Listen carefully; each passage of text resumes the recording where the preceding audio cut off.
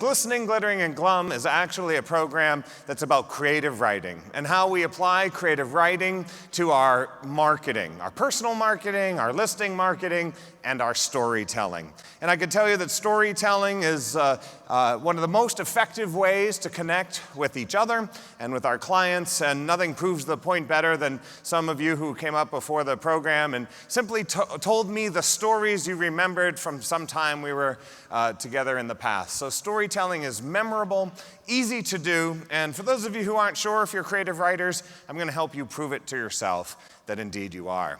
It's also important for us to think about using words a little better, because in the last 15 years or 20 years in real estate, we've been spending a lot of time and energy on technology.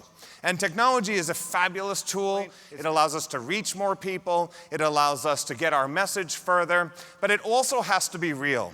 Because sometimes when we're only bound by systems and tools in our marketing and we don't spend some time thinking about the contents as much as the distribution, the technology becomes a little stale. And there's always been great technology. For example, in my opening photo here, you can see they had tablet computing many, many years ago. I am a little worried, however, that we could get a little stale. So I want to give you an opportunity to use the other side of your brain for just a little while. I also want to give you an hour without looking at your smartphone. What can we do to stand out in today's digital marketing noise? As we have expanded the tools that are available to us, we also have expanded the content and the quantity of information that is flying at us from every direction. And we need to start thinking of ways to get our content to stand out.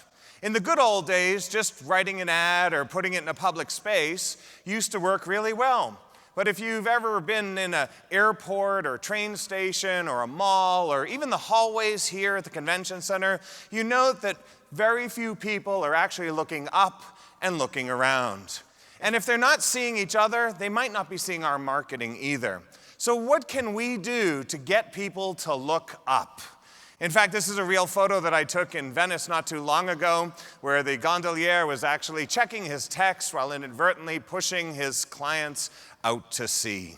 So how are we going to get him to look up? How do we get our customers and clients, our sphere of influence, friends and family, to look up from whatever's going on their smartphone? And I think what we can do is use some analog technology to make digital technology even better. We can use words to make everything we do electronically more real.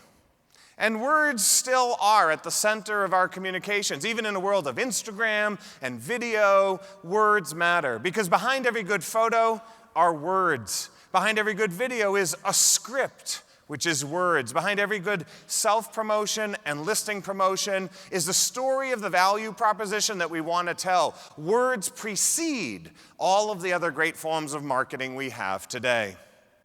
It's also important because we, as sales professionals, must move beyond selfie marketing. Thank you. This is actually a real photo that I took in Shanghai when we were teaching there. And there is a bit of an irony of me taking photos of people taking photos of themselves. So let's move beyond that, beyond just the cutout of ourselves to our real selves. Well, this is actually happening to us in real estate as well. It's the slow, steady commoditization of the real estate agent. And I worry because people can go online now, and just like looking for listings, they can quickly look for a sales professional as well.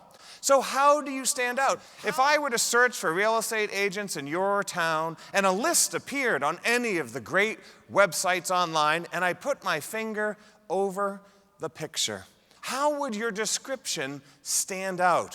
What beyond the ordinary can we tap into to be compelling and get people to desire us? The question I have for you, though, is consider the words you just used to talk about someone else. Someone you greatly valued, someone important to you, someone that you would turn to in good times or bad that would be able to help you. And ask yourself if those are the kinds of words you're using to tell your story.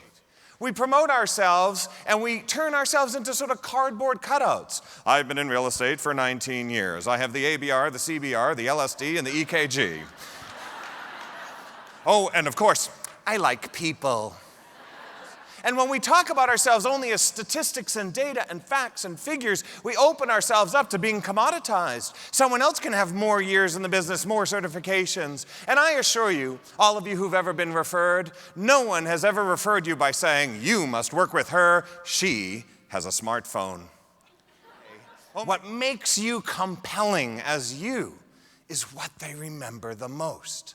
So I'm not saying not to talk about your experience and your skills, your tools and your technique. I'm just saying, don't forget the rest of it.